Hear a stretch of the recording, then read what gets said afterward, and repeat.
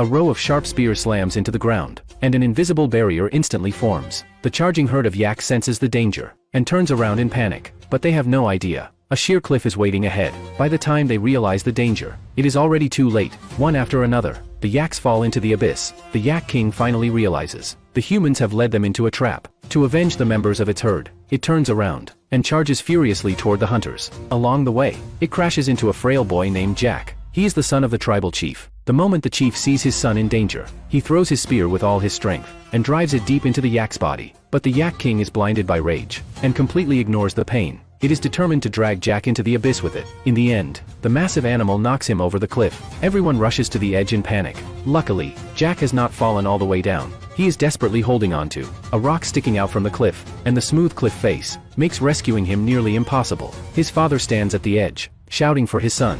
Then the rock suddenly cracks under Jack's weight. As everyone watches in horror, Jack falls into the abyss again. Seeing his son disappear below, the chief completely loses hope. He even tries to end his own life, but the tribe pulls him back, because as their chief, he is still responsible for everyone. The father stays beside the cliff all night, calling his son's name, but no answer ever comes back. When the truth finally sinks in, he is overwhelmed with grief, and forced to accept that his son is gone. But fate gives Jack another chance. He never reaches the bottom of the abyss. Instead, he crashes onto a narrow ledge. After being unconscious for an unknown amount of time, a vulture lands on top of him, and starts pecking at his lips. The sharp pain instantly wakes Jack up, but when he looks down, the sight below terrifies him. With the bottomless canyon beneath him, Jack has no choice but to start climbing upward. Then his foot suddenly slips, and he is left hanging in midair again. This time, there is nowhere for him to stand.